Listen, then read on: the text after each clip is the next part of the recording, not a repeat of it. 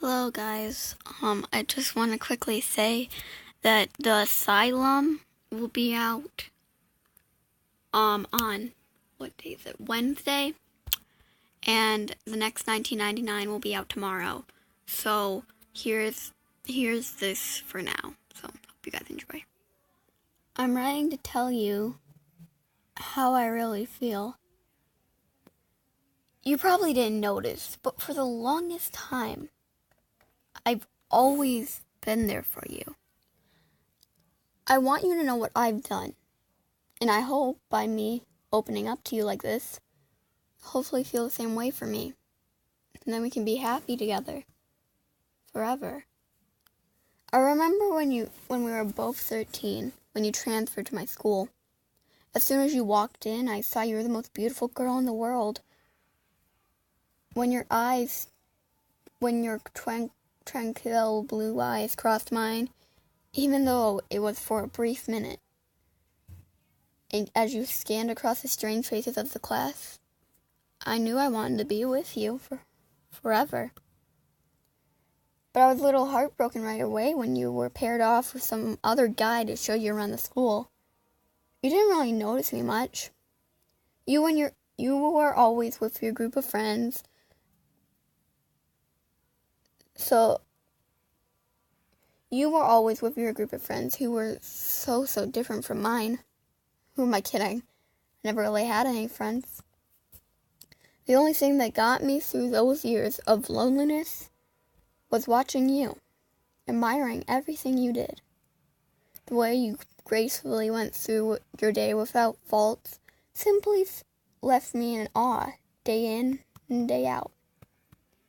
As the years went by, you seemed pretty popular with both guys and girls. You were sought after all the popular guys in the whole school, even the older ones, but you shrugged them off. The girls loved how you looked after yourself. You always had makeup in the perfect hair, which made you admired, but hated. It's sad, but it's human nature to get jealous, and we are all guilty of this crime.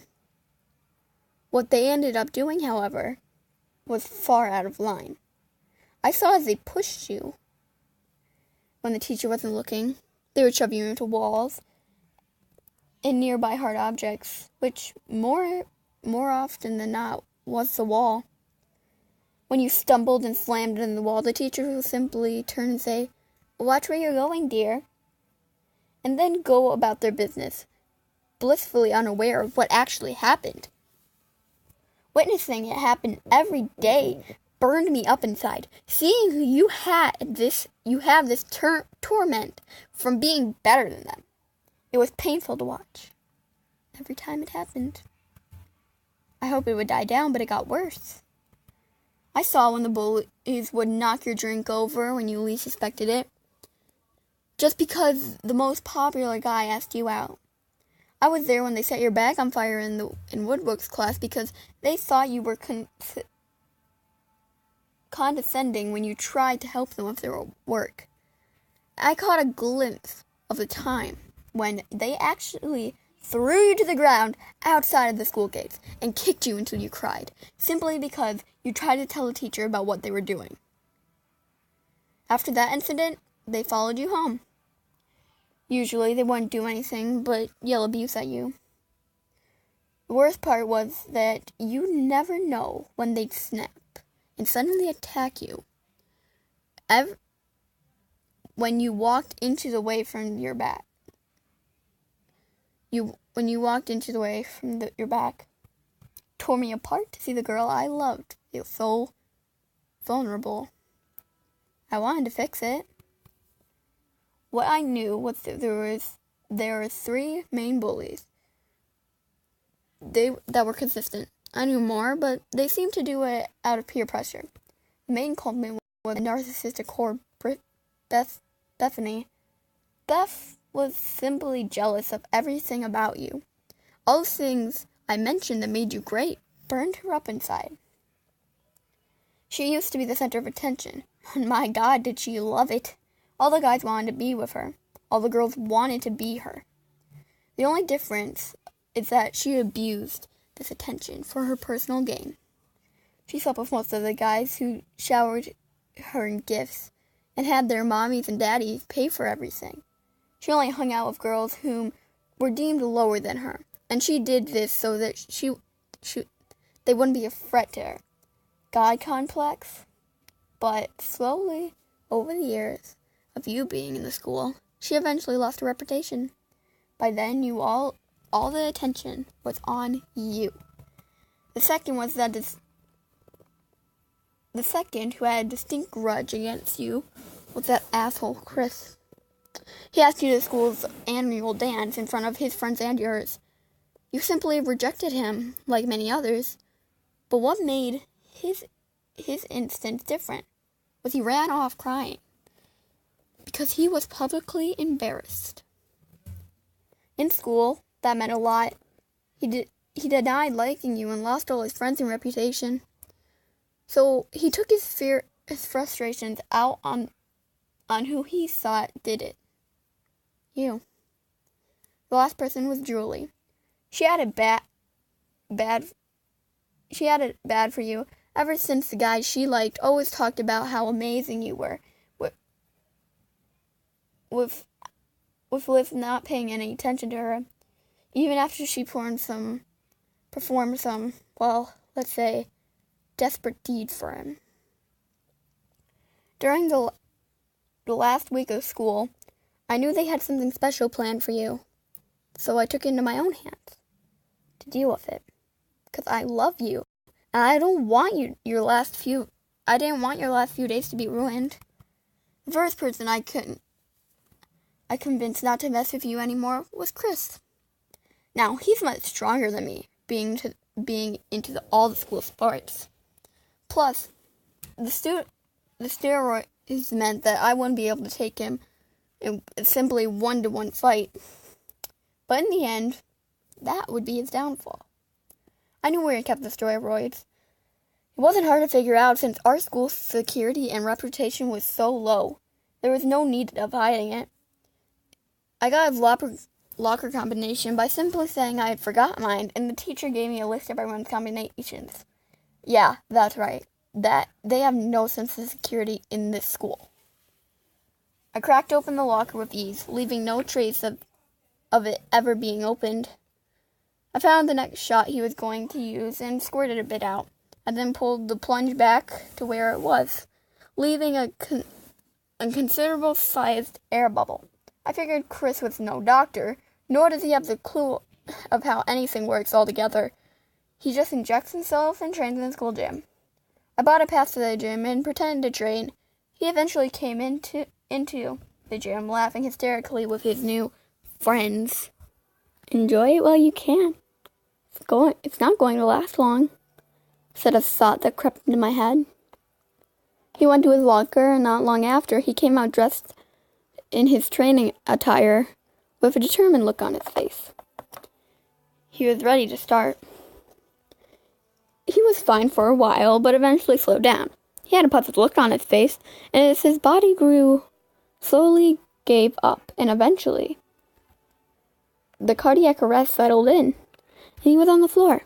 People tried CPR, but there was no defibrillator around, since the school was filled with teenagers.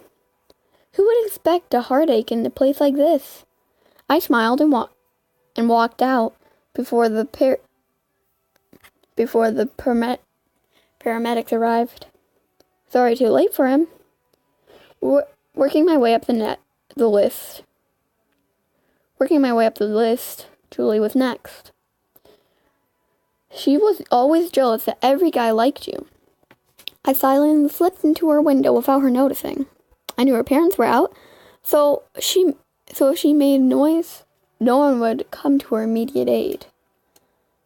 I pounced on her while she was sleeping, pinned her down, and tied her hands to the bedpost, and then her legs.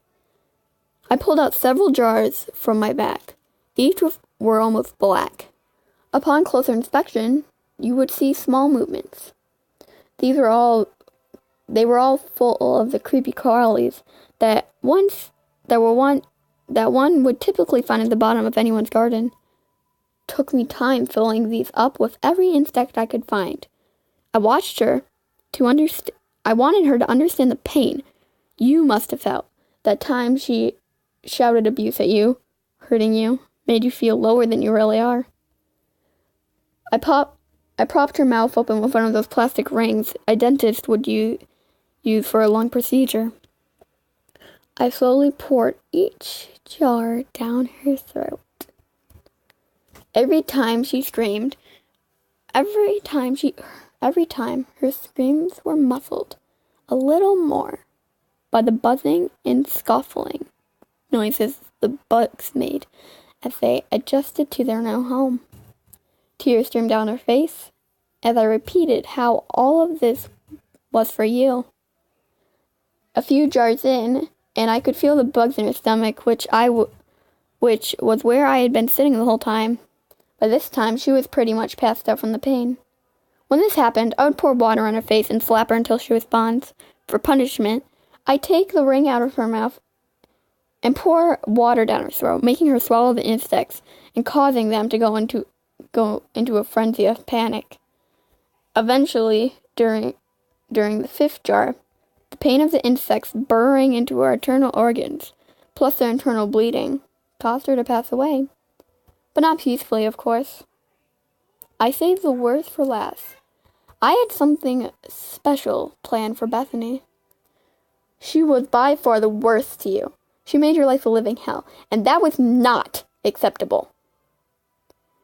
No one was perfect. No one as perfect as you should never have to ever have the displeasure of knowing these people. So I carefully set the pieces and waited. One day, I got a head start. I skipped the last class. No one noticed, not even the teacher. This shows how much I was noticed in school. By this time, I memorized her route home and waited at the archway. I knew she walked past the area every time. I waited and saw about what I was going to do and how it was all for you. Although I didn't have to think so much because I had already had it all planned out. When I caught sight of her, I grabbed her and pulled her to the ground. She was kicking and screaming, but in this point in the journey, no one was ever around. The archway led to an abandoned Drawwood church. I dragged her away from the path to the building, where there were no witnesses. Where no witnesses could intervene to find her body anytime soon. I did my routine of securing her arms and legs to the post, so I knew there wouldn't be much of a struggle. After that, I gagged her, for I knew she'd make a lot of noise for what I was about to do. I slowly pulled out my knife, making sure she caught sight of the shiny glimmer.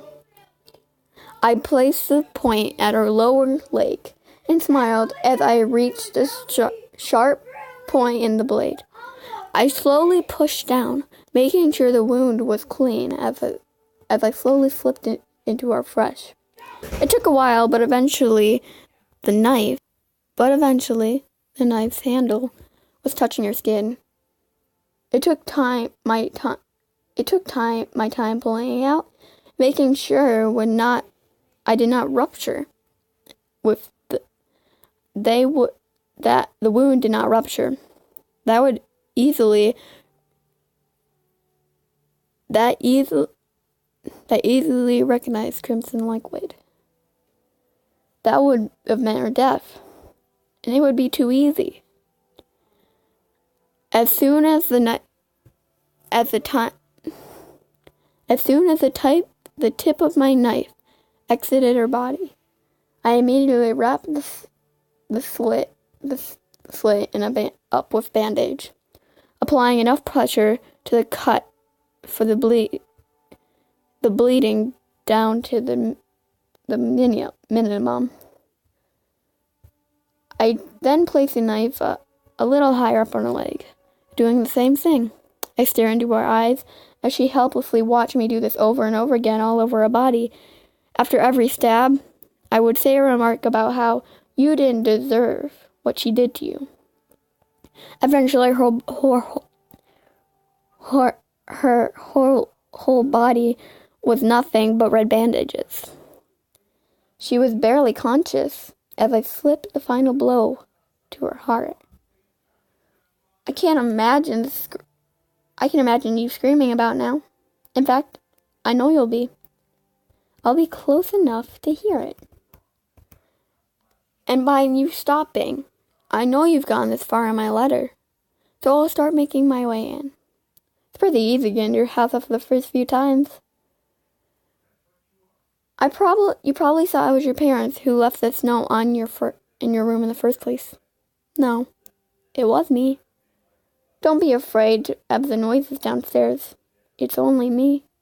Put down the phone. I know by now you've got it in your hand, but I have cut the phone line. Don't bother calling your parents.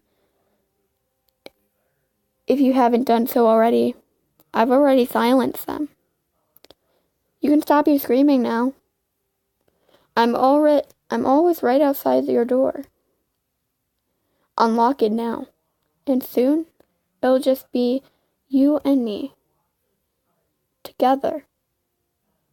Forever. Lots of love. Your secret admirer.